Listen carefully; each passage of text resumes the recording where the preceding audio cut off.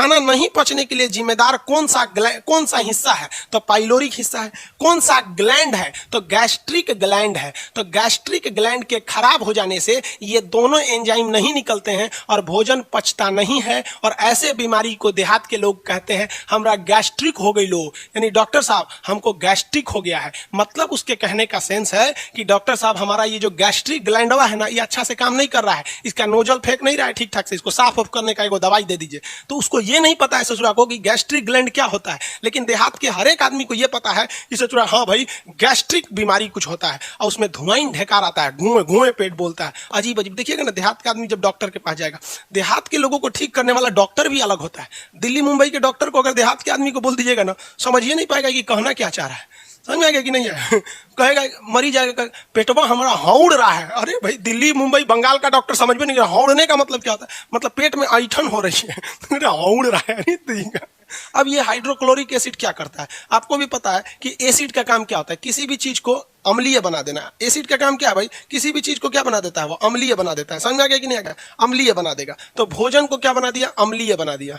भोजन को अम्लीय बना दिया। समझ में गया? और ये क्या करेगा? कीटाणु को मारेगा। कीटाणु को मार देता है। कीटाणुओं को मारने का काम कौन करेगा?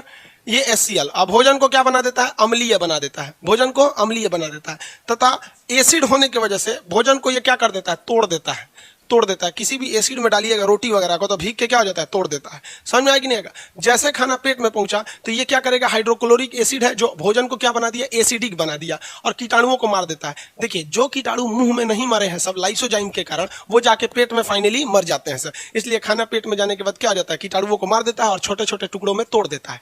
अब यहाँ हाइड्रोक्लोरिक एसिड से दो प्रॉब्लम शुरू हो जाते हैं। अगर हाइड्रोक्लोरिक एसिड नॉर्मल से ज्यादा निकलने लगा तो किसकी मात्रा बढ़ जाएगी भैया? एसिड की मात्रा बढ़ जाएगी, क्योंकि हाइड्रोक्लोरिक क्या है? एसिड है। एसिड की मात्रा क्या हो जाती है? बढ़ जाती है। तो लोग कहते हैं ना कि अरे यार धुआं ढेकार आ रहा है, गुए गुए पेटवा बोल रहा है, और CBSE वाला बोलता है ओ माय गॉड एसिडिटी। अरे बकलोल भाई एसिडिटी कौन सी? तो रहा एसिड बढ़ गया तो तू एसिडिटी बोलता है। समझ में आएगी नहीं गया? एसिड बढ़ गया तो क्या बोल रहा है? उसको एसिडिटी बोल रहा है, और तो कुछ है नहीं इसमें। तो एसिड बढ़ जाने से, हाइड्रोक्लोरिक एसिड बढ़ जाने से एसिडिटी हो जाती है। तो जब एसिड बढ़ गया है तो आप उसकी जगह बेस डालिए, यानी अम्ल बढ़ गया है तो उसकी जगह पे क्या डालिएगा? क्षार डालिएगा। तो क्षार डालते हैं MgOH का होल्ट ऑयल। इसको मिल्क ऑफ मैग्नीशिया कहा जाता है। MgOH डाल दिया जाता है, और ये MgOH मिलेगा कहाँ दुकान पे? तो इसी को कहा जाता है इनो। क्या कहा जाता है? इनो। समझ में आ गया कि नहीं आ गया? मिल्क ऑफ मैग्नीशिया क्या है? इनो है। यानी जब एसिड की मात्रा बढ़ जाएगी ना, धड़ाक से पीजिए, वो बेस है। तो एक मान लीजिए कहीं तीता लगा है, धड़ाक से मीठा खाइए, 2 मिनट में आराम। तो एसिड कहता है क्या कहता है? इनो पियो और पता नहीं क्या हो जाओ। ऐसे प्रचार देता था हम लोग जब छोटे छोटे थे तो प्रचार सुनते थे।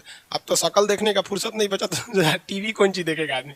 समझ में आ गया पहला पार्ट। एक और चीज हो जाता है इसमें, एक और समस्या क्या आ जाती है कि अगर हाइड्रोक्लोरिक एसिड नॉर्मल से ज्यादा निकला तो एसिडिटी हो जाता है। बहुत ज्यादा निकल गया ससुरा बीमारी पैदा कर देता है, जिसको कहते हैं अल्सर। अल्सर पैदा कर देता है।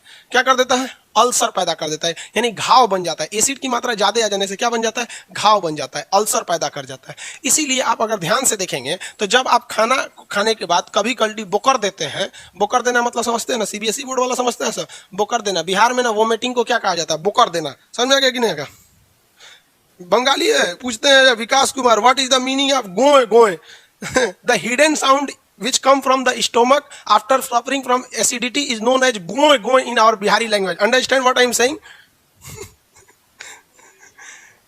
चलिए ध्यान से समझिए। यहाँ पे ये चीज देखिए, अंग्रेजी में PDF, इंग्लिश वाला PDF को बैठाया गया, टाइप करेगा धीरे धीरे तब ना होगा जल्दी जल्दी। यहाँ पे अब यहाँ समझिए। तो जब कभी भी आप वोमिटिंग करते हैं, वोमिटिंग मतलब समझते हैं उल्टी कर देते हैं, बोकर देते हैं इसे, तो आप जरा देखिए, आप जब खीर खाते होंगे तो खीर कितना स्वादिष्ट लगता है, ठंडा ठंडा होता है खीर।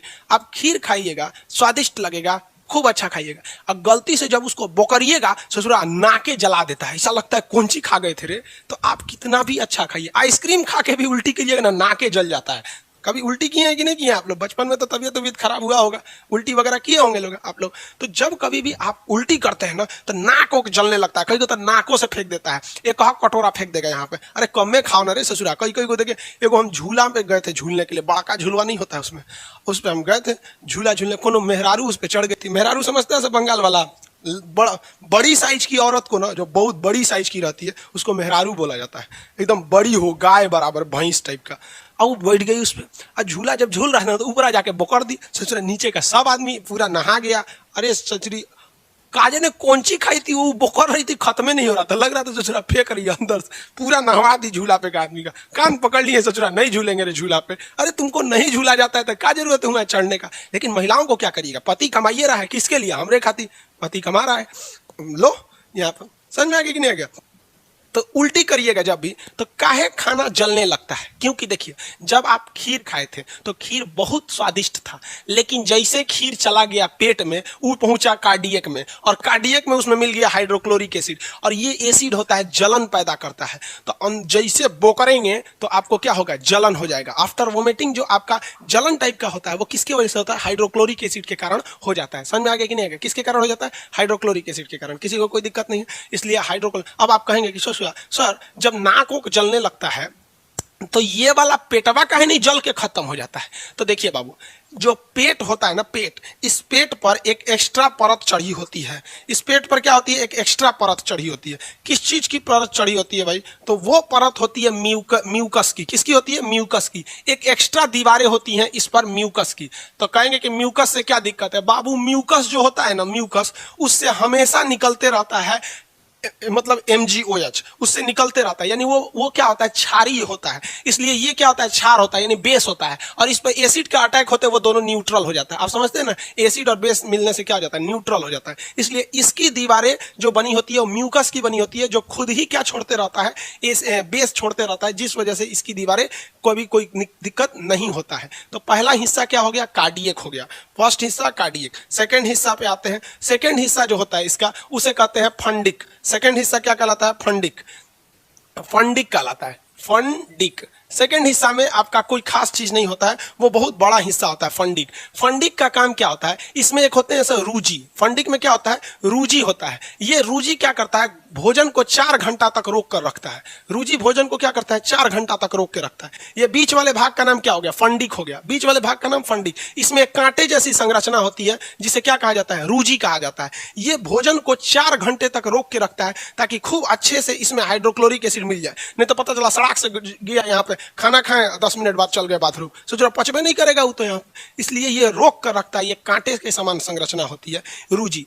जब कभी भी आप भोजन करते हैं तो यही कांटा वाला उसको रोक कर रखता है। इसी के ऊपर आपका भोजन वगैरह जो खाए हुए हैं वो सारा खाना इसी पे ऊपर रहता है। समझ में गया कि नहीं, भोजन को रोक कर रखता है। कभी कभी कोई त्योहार वगैरह आ जाता है, जैसे तीज हो गया, छठ आने वाला है, ये कई त्यौहार महिलाएं व्रत रखती हैं। मुसलमानों में देखेंगे तो रमजान का त्यौहार आता है, उसमें लोग व्रत रखते हैं। समझ में आएगा कि नहीं, क्या कई ठो व्रत होता है जिसमें आप फल खा सकते हैं, लेकिन कुछ होता है निर्जला होता है, वो काफ़ी टफ हो जाता है।